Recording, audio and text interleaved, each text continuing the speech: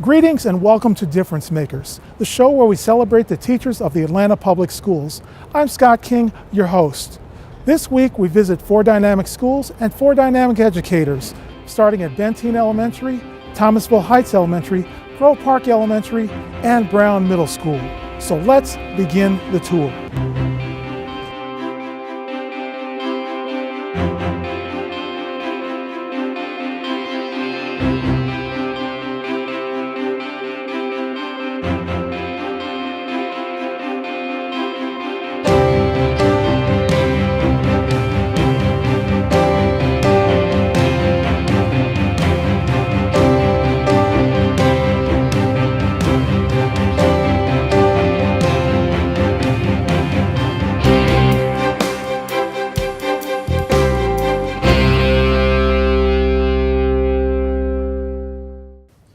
Our first stop takes us to the Grove Park community, where we meet a teacher whose passion for education was discovered somewhat by chance.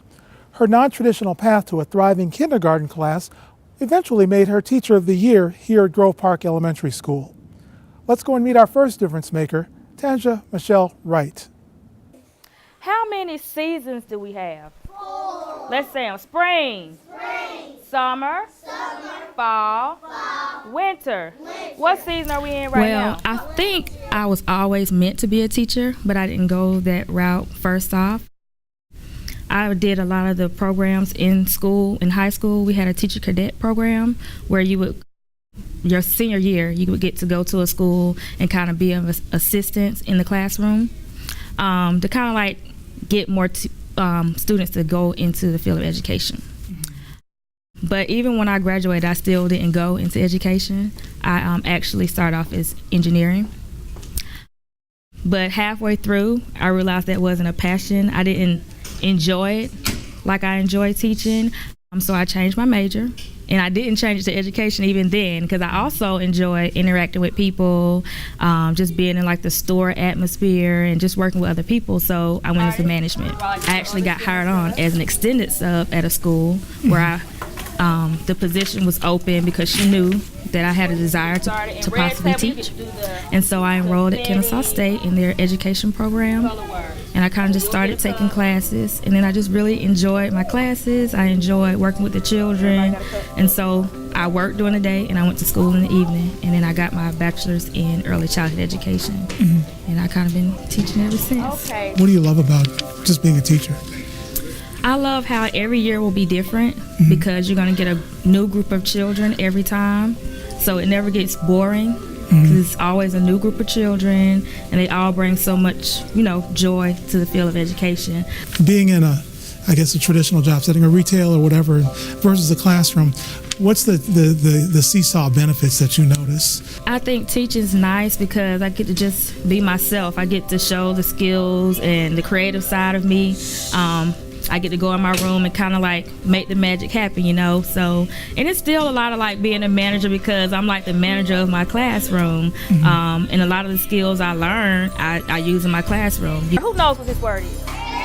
Red. R-E-D, red. R-E-D, red. R-E-D, red. R-E-D, red. I know this is... The unique thing I remember about kindergarten, it was your first, your first foot in the door into traditional education. Being the teacher that maybe gets these children first or early on in their education, what joys or what benefits do you see of that? Oh, kindergarten to me is like the best grade because a lot of them might come in without going to pre-K or Head Start, or some of them have never been away from their mothers. So when I get them, they're scared. A lot of them cry. They come in not knowing how to hold a pencil, how to write their name. Some of them, they're not very sociable, so they kind of shy away off to themselves. And then as the year goes on, you see them blossom. Like they're talking, they're interacting, they love to see you in the morning. It's just like they're just full of energy. Like they're excited all the time. Oh, great! So that's a perk, and they I guess they're not allowed to sharpen pencils, as I learned. I became a pencil sharpening manager. Yeah, they are not allowed to touch the pencil sharpener. Now, Ms. Wright, I had an inside information on you that you were a Teacher of the Year or something. So, Yes. how in the world did you get Teacher of the Year? Now that you're not qualified, but why did your peers put you over the top and at the mountaintop of recognition? First thing, everybody will say that I'm just so organized. Like, everything has its place, and I just have to plan. I always have a little to-do list here and there. They know if they need something, that I know how to exactly go right to it to give it to them. And I just love what I do. Like, I love being creative, trying to find fun ways to teach different skills and concepts to the kids. And I just enjoy just working with the other teachers and with the parents and with the students. Talk about your methodologies or your style in the classroom. Especially with kindergarten children, they need to be able to move. So I'll start off with a whole group lesson where we're going over calendar or maybe reviewing something that we're working on, like we've been doing like the 4 seasons. So kind of reviewing whole group, and then moving to the story time where they're sitting on the carpet, and then I can kind of like ask them questions and kind of throw in some of those things that we're learning about. And then we move into centers, and in the centers they get to be hands-on, get to move around, talk amongst each other, and then I kind of get to see what they know. There might be some teachers out there who are saying, hey, I want to be a kindergarten teacher. She's making this look pretty cool. But they should know what? That is not easy. A lot of people, when they find out like that I teach, like, oh, you're a teacher, and they really look up to you, but then they say, you teach kindergarten, oh, you have the babies, or that's an easy grade. And to me, I think kindergarten is probably one of the hardest grades because they come in not, knowing a lot, and you're having to build on that. And I think kindergarten is an important grade because we pretty much set the foundation for all the other grades to follow. So it's not as easy as they think. One good thing was that when I student taught at Grove Park, and I student taught under some fabulous teachers. And they kind of showed me the ropes. And I think just having that family kind of atmosphere where you can go to a teacher, they can learn different ways of how to do things, and watching how the other teachers perform in their classroom, so you kind of get some ideas and kind of combine them with your own. And I think that's a good thing about it, just learning from off of the other teachers. I know when things get tight for me, I just keep my cool. Is it the same for you? I think so. There are a lot of tough days. I think when I get in that kind of rut, I guess you would say, I would go talk to my colleagues, kind of debrief, and then they just remind you of why you're doing it, give you their encouragement of why you're the Teacher of the Year.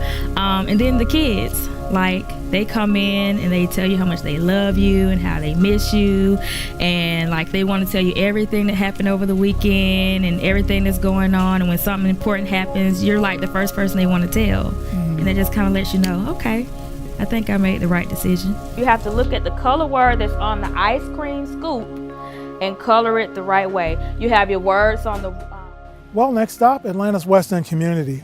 I've visited many teachers and their classrooms in my time, but our next difference maker left quite an impression on me, to say the very least. She consistently raises the bar on the concept of dynamic instruction with engaging discussions of current events and much more with her students. I recently had the pleasure of visiting social studies teacher and educator Portia Jackson Vega here at Brown Middle School. Dream, grow, be success, study hard, be smart, and don't forget to stop and smell the roses. Good job! Woo! All right, that's a few things. I wanted to be a singer, and I worked in a country club. I went to college, got a degree in allied health, worked in a laboratory for a while, and was pursuing my music, outside of that. And I thought I needed something a little bit more flexible. And I went to a country club and worked during days, and at nights I was doing the club scene and all of that. And then I was like, I still need something a little bit more flexible. So my best friend said, I think you should sub. And see, that was a setup. I know he set me up. So I came into subbing, and I found out what the process was to becoming a sub for APS.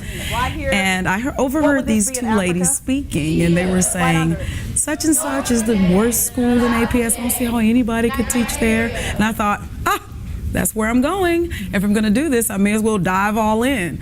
And so I went into the school and I never left. I never left. I saw children that were helpless and hopeless and didn't believe in themselves. And it was the dreams that saved us in Little Cordele, Georgia. We believed we could do anything. And I walked into a building where kids didn't believe in anything but that moment that they were living in. And I knew I couldn't leave. Okay, so it was a divine intervention. I think so. Shall we call it? Remember, we learn with the map in our heads, not on a wall. Using your right hand, Atlas Mountains, South Africa, Nigeria, Kenya, Democratic Republic of Congo, South Sudan, North Sudan, Egypt. Give yourselves a hand.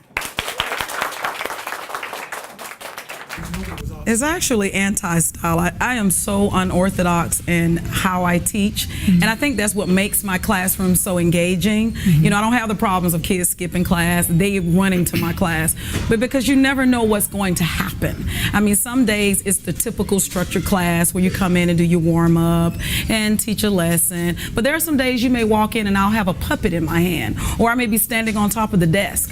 Whatever it is, and I may have a play or a skit that I want them to do. But learning is not only fundamental, but there are many dynamics to learning. And we have so many children that learn so many different ways. And as educators, we have to find a way to address each one of those different learning styles. Okay. Well, despite all the theatrics, incredible theatrics in your classroom, I'm thinking of the appropriate terminology. Oh, we didn't scare you too much. Right. I've seen a few things, but what keeps the kids so on point? Like when they have to go around the room, nobody missed a beat. Somebody doesn't have a chance to get lost. From one of the key things to me in having a successful classroom is children learning. You have to be ready from the moment they hit the door. Secondly, you have to be excited about it yourself. And they feed off of me. So if I'm excited, I'm like, oh, I have something great to teach you today. And then we start off with our positive affirmations. That sets the tone for the classroom. It's positive, it's upbeat, and whatever is bothering anybody, by the time we get to the end of those things, we're ready to learn. Are they taking our jobs or are we not applying for them? I keep digging. Who feels differently? I keep studying every night. Okay. I prepare as if it's my first lesson ever. I do a lot of planning. I do a lot of reflection so that I can get better at what I do. And I listen to these children. I listen to their dreams. And those that don't have dreams, I instill dreams in them. I get to know them so very, very well. We have a lot of days where I close that door and we're just personal. And we just talk about our dreams and our goals and things that are happening in our lives. And that in turn strengthens by what I'm teaching. They're, you know, kids, the kind of kids that I teach. All right, who was next? Could care less about social studies.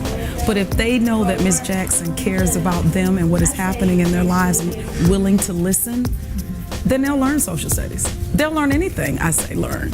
They'll watch the news. And they told me in the beginning they hated it, but now they love it. Because it's important to them that you care about them. That is key. I love you. That was pretty good. Give So her what's a the hand. next big step for Ms. Jackson? I am enrolling at Georgia State for the PhD program.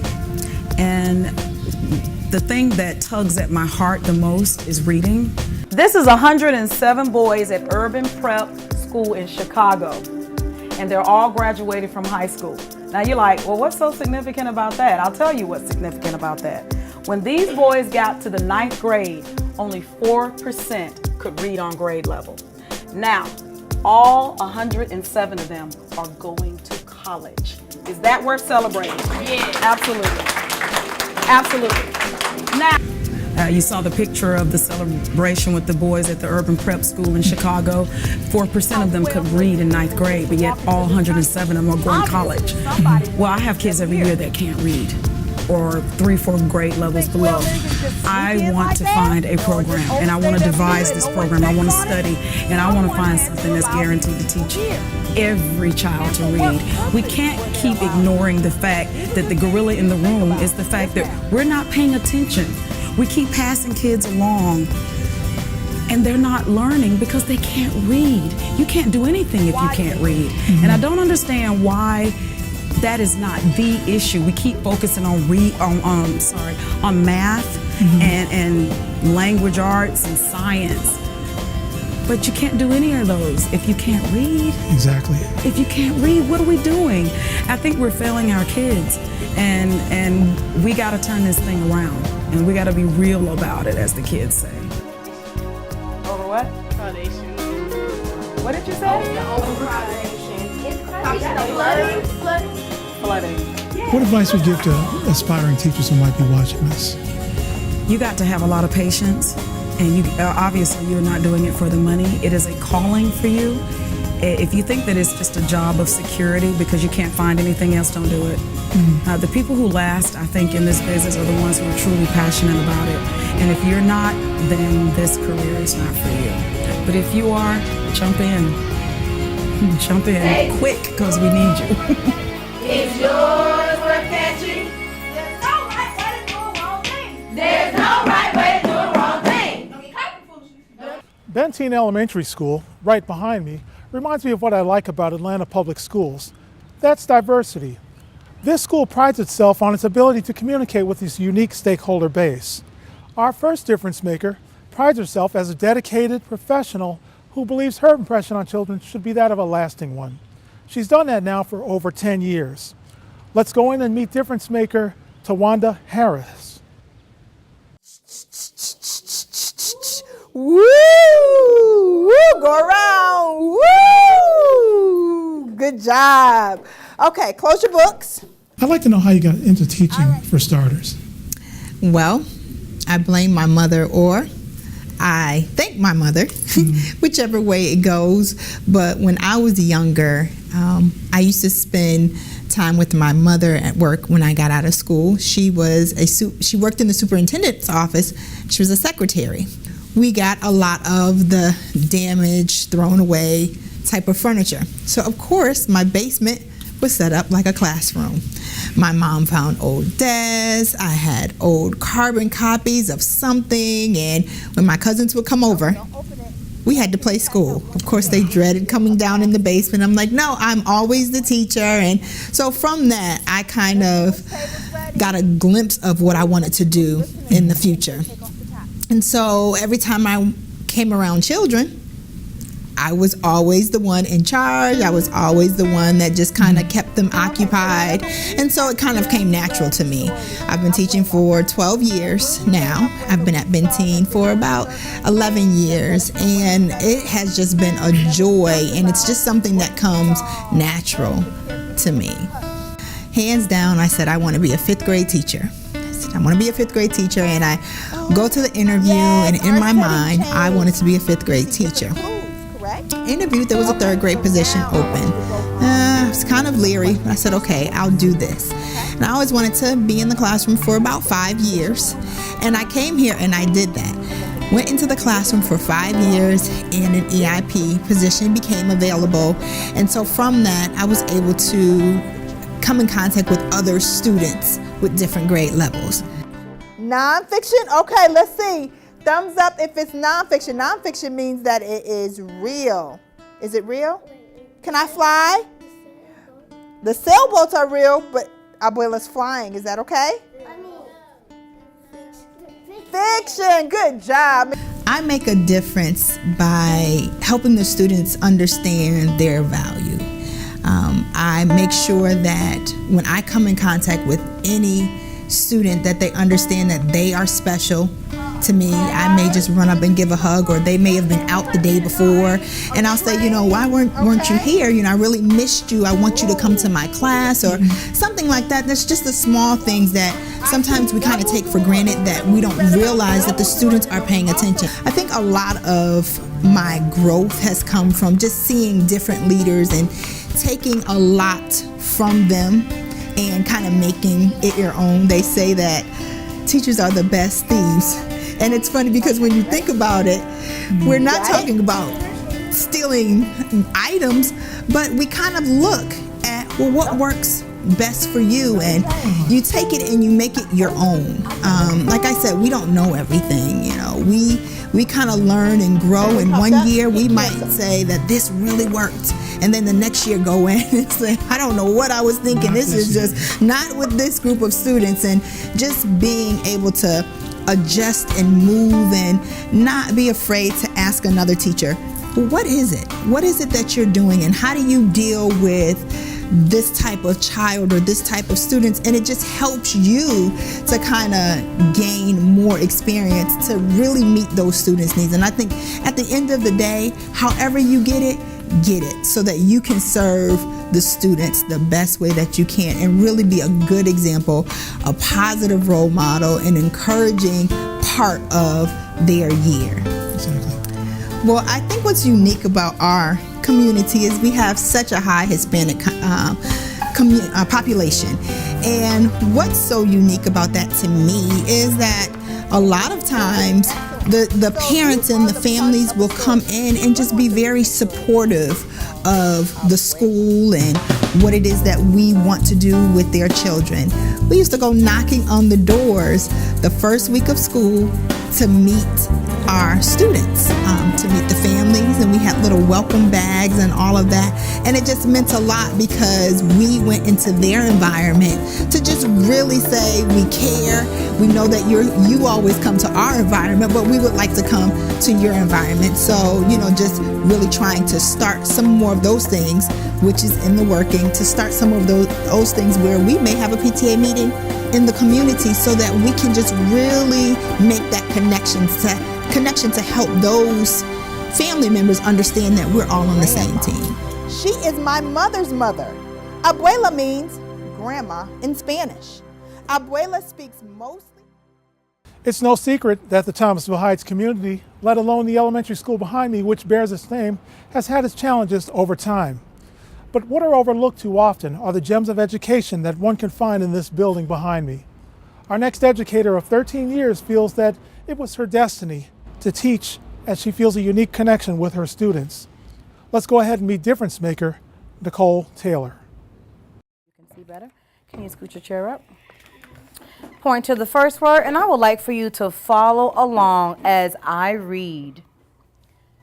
Make sure you're looking at each word, okay? Hurricane Charlie hit Florida in 2004. I believe I was given a gift to teach, and I know many people can go to school to become a teacher. You can always get educated to pretty much do anything you would like to do, but I believe that I was created to be a teacher. I have a long line of teachers in my family, so I believe it's in my blood. I believe it runs through my veins, being able to educate young minds. And I just believe that the knowledge and the passion and the desire that I have to, make a child go from A to B or from 1 to 2 is so great that keeps me going and moving. And it's been 13 years for me, and I can just see myself teaching until I die, because I wouldn't rather do anything else. Well, in this community, in any community where there's challenges, you just have to have motivated and dedicated teachers. And here at Thomasville, we have that. We have teachers that no matter what's happening, no matter how many challenges we may face or that may come our way, we just fight through. What does it mean when there's a lot of clouds in the sky? The tornado is coming. It could mean that. Andriana? It's about to rain. It's about to rain. Excellent. I talked a little bit about making predictions and confirming predictions. That was our goal today. And we read our story, which was Superstorms. And in reading our story, Superstorms, we made predictions based on what we believed and what we thought would take place. We wrote down the event using our graphic organizer. We wrote down what we thought. The students were able to share what they thought was going to take place in the story based on our reading and also based on the text. How do you feel you make a difference in your profession? Loving on my students daily. Sometimes, especially in the area where I work, the students don't receive love. And they may receive love, but they don't receive love the way that it connects to them. So I give them love. I give them attention. I give them something that I give them something that they may not receive anywhere else, and I provide fun, to my teaching daily, and they like that, and I bring excitement. So what makes me make a difference is who I am as a person. I'm fun. I'm loving. So our event, the sky is full of clouds. There will be just the fact that I'm fun, I'm loving, and I love what I do, and I love children. That makes me a difference maker. Bolt of lightning is 50,000 degrees. That's 5 times hotter. I grew up like my students, and I feel what they feel. I felt what they felt. I lived some of the things that they're living. So when I've been in their shoes, I get to share personal things with them that they're amazed about, that they can't believe that I had to go through that same thing. Maybe it was, going home to a home alone, my siblings and I, or maybe it was not having enough food on the table at night, not really eating dinner sometimes. So I was able to overcome all of the obstacles that I faced as a child, and some of them are facing as well. So I get to share my personal experience as a child, as an 8-year-old, as a 10-year-old, as a 9-year-old that they are experiencing right now. I remember when I was young, I had teachers that feel the way I feel, that feel the way my colleagues feel about our students, and they came to work daily. And they gave their all to us, and we knew it. We knew we were loved. We knew that they were passionate about what they did. They went above and beyond the call of duty. And that same passion, lies within me and within a lot of my colleagues here at Thomasville. In brief, but hypothetical, the year is 2000. Maybe it's your first day of teaching, if I did my math right. We always get a first impression as our last. Tell me about your first day in the classroom. I was scared. I actually started in January and not August. I was walking into a classroom where a teacher had been out and ill. So I got hired right mid-year. So when I walked in there, I was scared, but I was also very, very excited, and I had an open mind. And I was really ready to just impart all the knowledge I had received from undergrad as well as grad, because I learned so much getting my master's degree about actually teaching. I wasn't really ready after my bachelor's degree, and that's why I went on. So I was very nervous and very scared, but I was ready and I was excited, and I still have a relationship with my students, my first class right now. So my love, my passion, my energy was transferred to them, and they made my experience a wonderful experience that I will never ever forget.